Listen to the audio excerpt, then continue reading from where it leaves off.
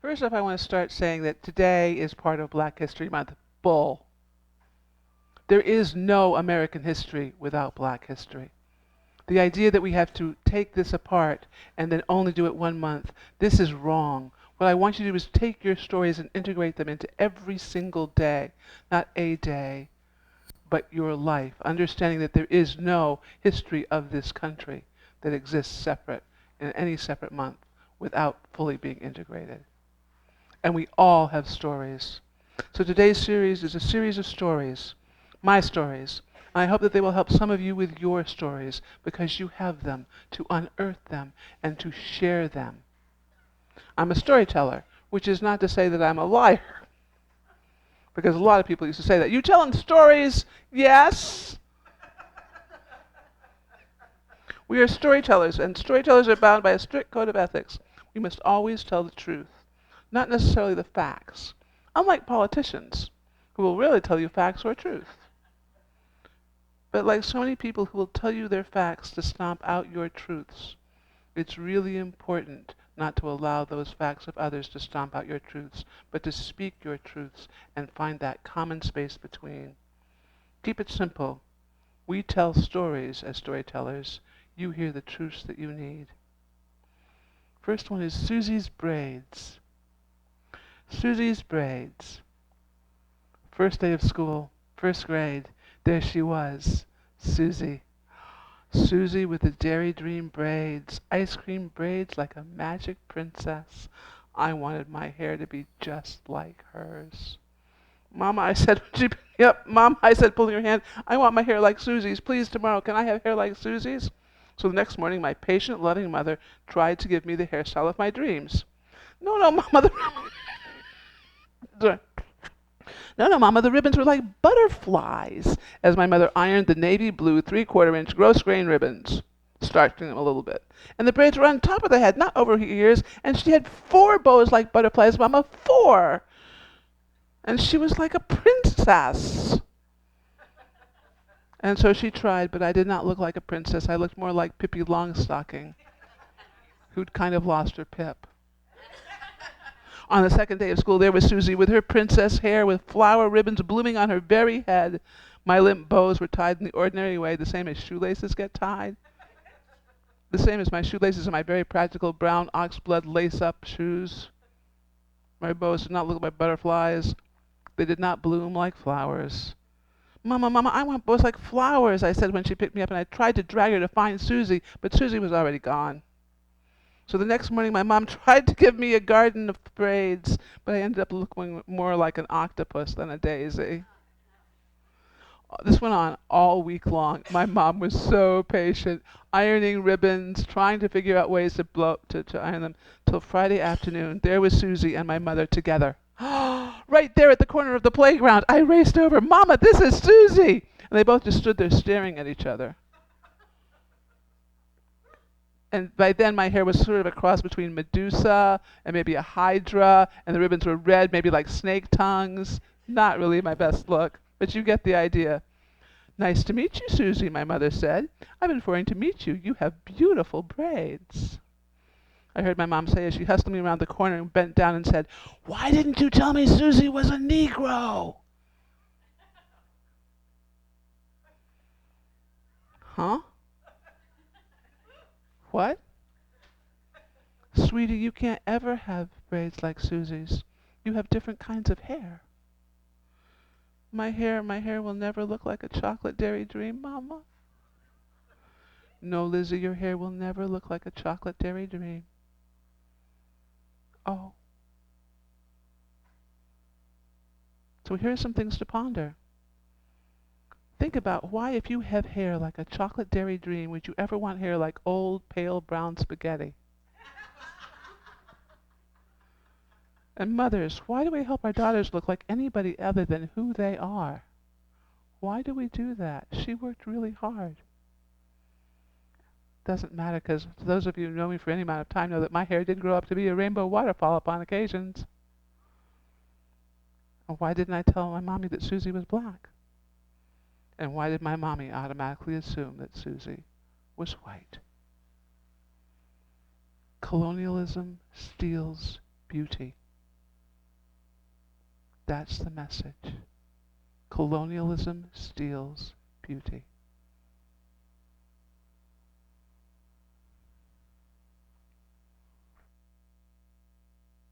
The next story is diamonds and gardenias. I'm going to tell you the story about a diamond, a summer kitchen, and a yard man. Oh, and a lady. Only she would rather be called a woman because hey, lady versus woman. It was the 70s. A long, long time ago, just yesterday, there was this gal, this lady, this woman, who had just relocated to the south from the north for the love of a good man. This wasn't her first marriage, wasn't even her second marriage. It was her third marriage. But seeing as the first two had ended rather badly, I mean, not scandalous or in divorce or anyway, they died. So she sort of felt really lucky that there was somebody that was going to be willing to take a chance because her track record was not so good. So she had been widowed, yep, 2 dead husbands, and when she found that brave third enough, she went and she said, sure, I'll move to the south. So there she was, setting up housekeeping, rings off, lipstick only on. It was a lipstick kind of a world back then. Hair up in a bandana, unpacking boxes, making sandwiches, doing dishes in the summer kitchen. She was getting acquainted with her summer kitchen. Does anybody here have a summer kitchen? Do you know what one is? Okay, good. We got some people who know what it is. Absolutely. Before the days of central air, those that could, she could, it came with a house actually. And this was the kind of neighborhood because it was an old, old neighborhood. The summer kitchen was a kitchen that was off separate from the house. It had plumbing, and so that wouldn't heat up the whole house.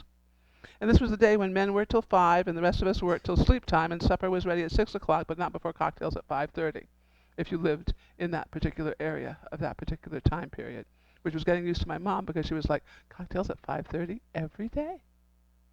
Children changed into play clothes after school and then pajamas after their baths, read stories, and went to bed. So there was my mama. She was, the woman. She was filling up ice trays and unpacking highballs when she looked up and saw an old, someone would say, colored man, but we all have some color. I mean, personally, I'm a little bit uncomfortable with the taupe people. I mean, they're always just trying to blend in, and there's so many shades of beige, really? But, so this man of color, you see, I just said this man, but because if you wouldn't really know the story, because if I had not said he was this colored man or this man of color or this black man, you probably would all just automatically in your head make him white. But didn't I say this white lady? I mean, woman. I mean, I did say she was my mom, but you know. What color did you think she was? I mean, in truth, she was kind of pale, kind of pink. Anyway, so standing in the middle of the summer kitchen was this guy, this man in baggy pants and a blue shirt, and he said, greetings, ma'am, this is my house.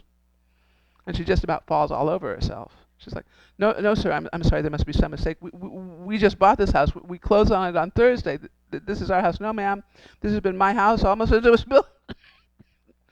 Sorry. This has been my house almost since it was built. It was my daddy's before then. Sir, I'm afraid I'm going to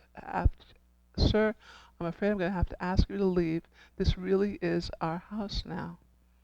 Ma'am, I've been keeping this house for 50 years. Now, he didn't stomp his foot, but he stood his ground. What? Vague, confused look spread across. Keeping what? Ma'am, the yard. All she could say was, George wants to garden. George was the new husband. Ma'am, this is my house, and I will see you tomorrow morning. And he leaves. Several hours later, her child comes home. 2 hours after that, George comes home, the husband. She looks for the window for her ring by the sink. The ring is not there. She hides her hands all night long. The next day, as soon as the child are gone, she's a miner with the plumbing. The man comes back. Can I help you? No. Ma'am, can I get you a plumber? She's thinking the ring must have fallen down the drain, right? No. No, thank you. And then a dark thought occurred to her, a scary thought. What if he had her ring? I haven't hired you, sir. No, ma'am, I come with a house. I told you this is my house. I get $15 a week for it. And out the door he goes. The trap on the sludge underneath the sink finally gives way to splits, years of sludge splatter everywhere. Now I want you to kind of picture this. Think Donna Reed meets Swamp Thing. Think coffee grounds and grits before the Great Depression, covering everything, the walls, the ceiling, and all over the lady. And then imagine the smell. And then there's no ring, of course. And just then the child walks in. Ew. Ew, what are you doing? And then she is told, and she's sworn to secrecy, you can't say anything about the ring. Nothing. Zip it. And please get me a mop. Dinner that night was Kentucky Fried. All night long, this woman's tossing, worrying about her diamond, and the yard man. Only $15, she thinks. That can't be right. Not in this day and age. Maybe that's why he has to steal. Don't want to accuse. I mean, it was right there and it was on the windowsill, and maybe it had fallen out on the other side and he just saw it in the yard. Maybe he just picked it up. I mean, my God, he was so poor. I mean, those pockets, they probably had so many holes. If a ring was in there, it probably would just fall back out onto the ground. Maybe if she gets to know him better, he'll return it. So the next day she kisses everyone goodbye and she turns around to greet the yard man, who was, of course, already there, out back doing something with the honeysuckle vines which had taken over most of the backyard. So she makes him lunch and brings him out to him and tells him she can't give him $15 a week. It's just not fair. And he says, well, if that's the case, he could bring his own lunch. And she's like, no, no, no, no, no. That's not what I mean. That's not it. And they sit down and they eat their sandwiches together in silence. And then he says goodbye and I'll see you tomorrow. That night she decides she really has to tell her husband about the ring and the yard man. So she fixes a pitcher of martinis as he comes home. She kisses him and hands him a drink and goes back into the kitchen to rehearse how she's going to tell him about the diamond ring. And suddenly there he is in the doorway, his eyes wet, tears streaming down. And he was a football player, a tight end, not known for their emotional outbursts. Gingerly he holds up an ice cube. Honey, what does this mean? And there, in the ice cube, is the ring. She grabs his face and starts kissing it all over. I mean, it means I have to cool down. The next day, Charles showed up, for that was his name. You notice I hadn't given him a name yet. Charles. And he and my new father talk a long time, and then they both get in the car and they drive off, and they come back with it filled with gardenia bushes, which they planted underneath every single bedroom window. My daddy said that it would all just work together. Life would smell a whole lot sweeter at the end of the day. And that's the truth. Rain and racism. This is the story where facts and truth meet head on. It's almost raining, drizzling. We are walking up the hill to the subway. We are walking, me and my boy in the drizzle that's not rain. My boy is so small he fits between the droplets. He's so quick he can dodge them, and he's doing both. And then he freezes, and suddenly the rain gets harder. And he freezes and he says, Mommy, I'm scared. Of what? I ask. And let's not dawdle in the droplets sort of a way. Of what? Come on. Of that black lady. Oh, no way, man. Of her. He whispers and he points directly behind me. And I look, and there it is, racism dropping in between the droplets as I'm walking up the street. I look, and coming up behind the hill is the chicest woman I've ever seen. I mean, she was gorgeous, Queen of Sheba gorgeous. She was everything, Cherokee, Caribbean. She was beautiful, head to toe. Oh, no. I am not raising a racist. How did this happen? He can't see that she's more than a killer. What is he scared of? You're fine, I said, and I urged him more hurry because the skies were also urging us, that when they start getting darker and darker and darker and it's starting to rain, it's about to get much, much worse and you're about to pull. You're fine, and down the stairs into the subway. A train, blessedly. We slide into seats, grateful for them, as I try and sort myself out. Mommy, what is that yellow man doing? What? I can't even look up. Where is he getting this from? Is this from his new kindergarten? This can't be true. Mommy. Mommy, look. And I open my eyes, slowly look in the direction of the urgently pointed figure, praying I'm not going to see a New York Asian face glaring back at me. And before me, a fine young man, flipping around, twirling on poles and strap hangers and twisting and unfurling in fabulous flurry of yellow sweatpants, a yellow cap, and yellow tennis shoes. The crowd cries out for more! And I lurched forward and learned. I look to see my son, and I look to see that I am scared. I am scared to look and see a big black umbrella pointed right at us coming up the hill so fast on shiny pointy boots because I could see over it, but all he saw was the great big umbrella coming straight at him on big black pointy boots. Where you stand and how tall you are changes what you see in the world. I learned to see the teenager performing in this classroom studio as it spun through the tunnels of Manhattan. And I learned that I was not raising a racist. I was one. I am one. And if you are white, through no fault of your own, you are one too. It's time to wake up. In Letter from a Birmingham Jail, and I know that we quote Martin Luther King all too often, the Reverend Doctor, but we need to be reminded of all of what he was saying. Quote, "First, I must confess, over the past few years, I have been gravely disappointed by the white moderate. I have almost reached the regrettable conclusion that the Negro's great stumbling block in his stride toward freedom is not the white citizen's counselor or the Ku Klux Klaner, but the white moderate, who is more devoted to order than justice, who prefers a negative peace, which is the absence of tension, to a positive peace, which is the presence of justice, who constantly says, I agree with you, the goal is seek, but I cannot agree with your methods of direct action." Methods of direct action? What were those methods? Peaceful resistance. Who paternalistically believes he can set the timetable for another man's freedom, who lives by a mythical concept of time, who constantly advises the Negro to wait for a more convenient season. Shallow understanding from a people of goodwill is more frustrating than absolute misunderstanding from people of ill will. I'm going to read that again because we've got to start diving deep.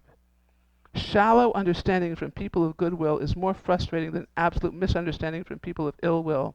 Lukewarm acceptance is much more bewildering than outright rejection. We are a people of faith that says we welcome all, that we respect all. We must truly start acting like it. Your religious homework is not separate from your civil action.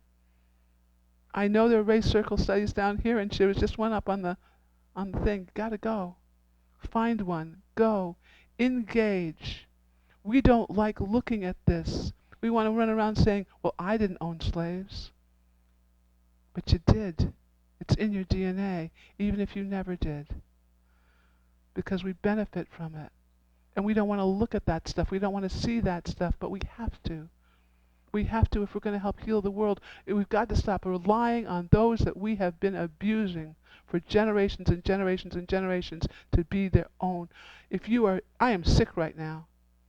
My beloved husband is making me tea like crazy. I need someone to do that because I can't do it for myself. That is how our world is right now. We all have to help heal each other. That is our call. If we are going to be on the side of love in all things, that is our call. And that is what I want to leave you with. This moment, in this time, find the love in your heart, in this world, in every encounter you meet. Thank you. Ashe, and so it is.